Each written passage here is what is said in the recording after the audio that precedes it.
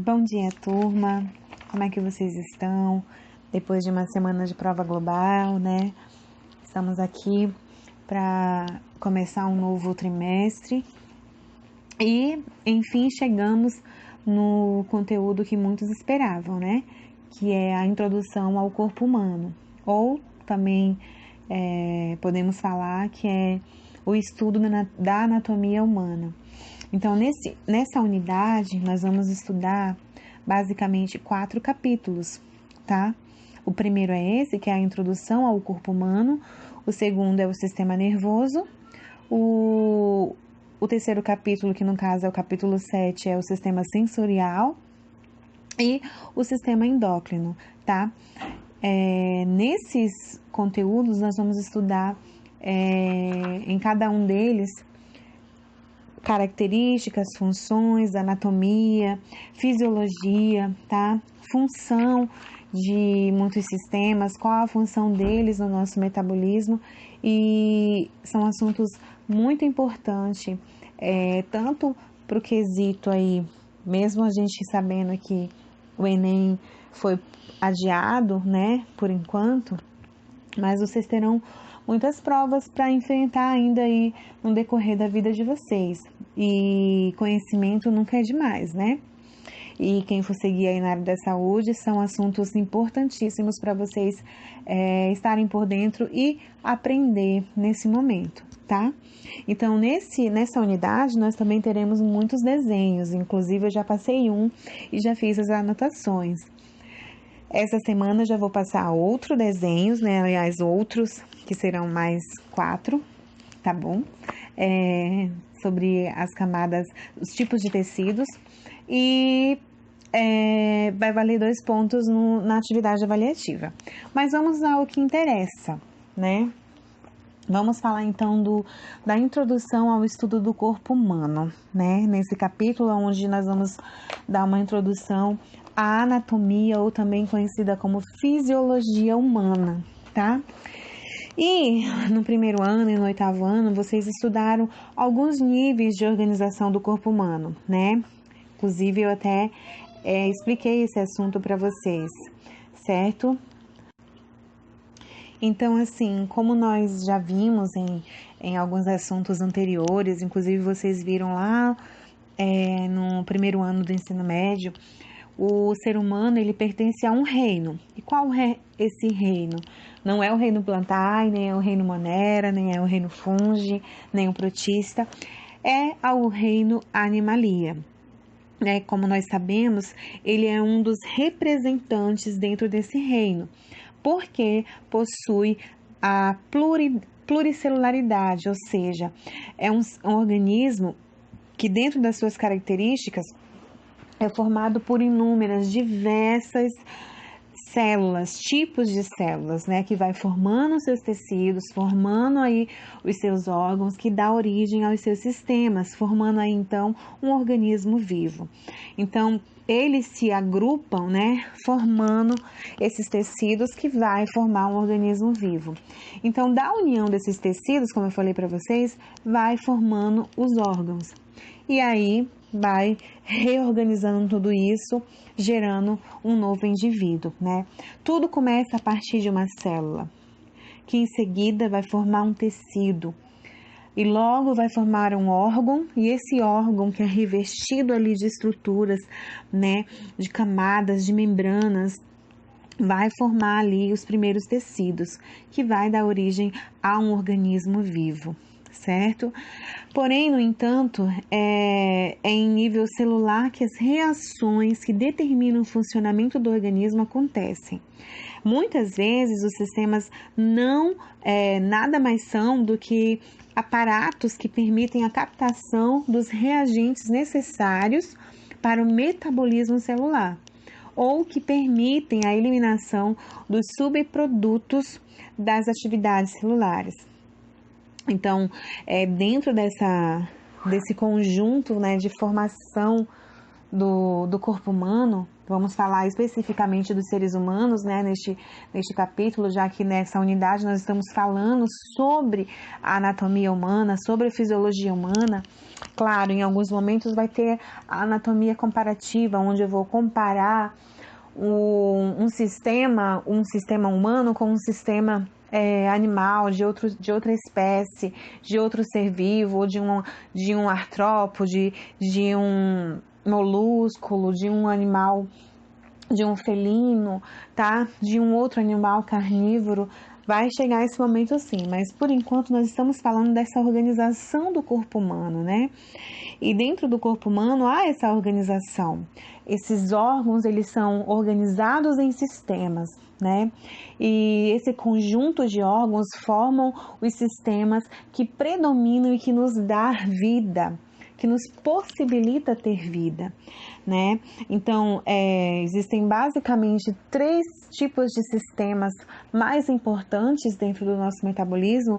Entre eles está o sistema cardiovascular, que está ligado especificamente ao órgão conhecido como coração, o sistema nervoso, que está ligado ao cérebro, o sistema respiratório, que são os nossos pulmões, o órgão principal, o sistema digestório, que é todo o aparato, né, os órgãos que fazem parte desse sistema, mas o principal é o estômago, o fígado, o intestino grosso e o intestino delgado, e a boca, é claro, né, faz parte aí do sistema digestório. O sistema esquelético, que é toda a estrutura, a composição óssea do nosso organismo, do nosso corpo, e o sistema muscular, tá? Então, esses são os sistemas que compõem aí a fisiologia humana, né? O nosso corpo, falando anatomicamente, né? Então, assim como você já deve ter percebido, a célula, ela é a unidade básica dos seres vivos. Esse é um princípio básico da biologia. Entender que a célula, ela é a unidade básica. Não existe ser vivo sem composição celular. Se ele não possui uma composição celular, ele é um vírus, né? Digamos assim, porque os vírus não têm composição celular, eles são acelulares. Então, todo ser vivo ele é composto de células. E dessa forma, a gente conhece, né, passa a conhecer as principais características dessas unidades. Então, como é funcional, né? Como se funciona, o primeiro passo, como deu a origem, e é a partir daí que nós começamos estudar a fisiologia humana, né? A fisiologia humana é a área da biologia, isso é importante, responsável pela compreensão do funcionamento dos diferentes sistemas do corpo humano, cada qual com sua função para garantir o equilíbrio do organismo, ou seja, a homeostase, ou também conhecida como a homeostasia, tá bom? Dentro da fisiologia humana. Mas aí, professora, a definição da fisiologia humana é uma área responsável que estuda os diferentes sistemas do nosso corpo. Então, o que é a homeostase? A homeostasia é a manutenção da constância do meio interno. No entanto, é importante saber que os organismos não são simples compartimentos fechados. Diferente dessa característica, eles são compartimentos que formam um sistema aberto com entrada e saída. De modo que diversas substâncias presentes no ambiente, no meio externo, podem acessar o seu interior, assim como diversas substâncias no meio interno são eliminadas para o meio ambiente. Aqui nós falamos especificamente da estrutura celular. As células, eu mandei vocês desenharem a membrana. Por quê? A membrana ela é responsável por essa entrada e saída de substância dentro das nossas células. É ela que vai permitir a entrada e saída dessas substâncias nas nossas células, certo? Então, falando especificamente da estrutura celular, por que eu estou voltando esse assunto com vocês sobre célula, porque a célula ela é a unidade básica que dá origem à vida. Se nós não estudarmos um pouquinho sobre elas, não vamos entender como vai ocorrer a formação desses órgãos e futuros sistemas. A gente já sabe que dentro dessa composição celular, dos tipos de células, existem dois tipos de célula, a eucarionte e a procarionte. Procariontes são células que nós conhecemos aí como as bactérias, né? Que é formada por uma única célula, né? São as procariontes. Já a eucarionte, elas são células multicelulares e podem também se dividir em dois tipos, a vegetal e a animal. E as estruturas, né, entre a estrutura celular, nós temos aí a membrana, nós temos mitocôndria, ribossomos, complexos de Golgi, centríolos, lisossomos. Cada uma dessas organelas compõe a nossa composição celular, a estrutura celular. E cada uma delas tem funções específicas, tá? Por exemplo, vamos pegar o exemplo das mitocôndrias. Elas são organelas responsáveis pela respiração celular, tá? A respiração celular ocorre através das mitocôndrias. Então, isso é muito importante nós entendermos cada uma delas. E a membrana celular, ela é o que permite a distinguir entre o meio intra e extracelular. Ela que vai permitir delimitar a célula, permitindo ou não a entrada de substâncias. E as nossas células também realizam alguns tipos de trocas gasosas, que é um assunto que vocês vão ver comigo lá no terceiro ano. Essas trocas gasosas, né, podem ser através de gastos de energia ou de uma forma mais simples, onde não vai ocorrer esse gasto de energia. Nós chamamos o que ocorre mais simples, onde não ocorre gasto de energia, como a difusão simples facilitada e o processo da osmose, onde as células vão transportar substâncias para o seu interior da célula e eliminar sem haver gastos de energia celular. Já no transporte ativo, vai haver sim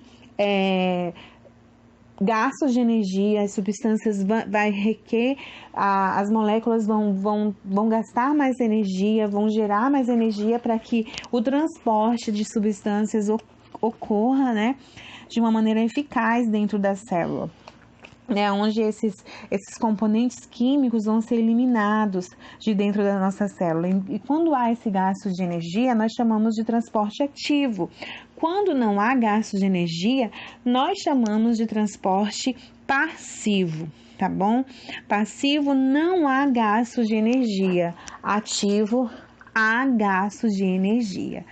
Tudo bem? Então, isso aqui é um pouquinho da introdução ao nosso corpo humano, tá? Para a próxima aula, eu vou deixar uma atividade para vocês me entregarem para segunda-feira, porque nós vamos ter aí um feriado bem longo, aonde eu vou querer que vocês desenhem os tipos de tecido.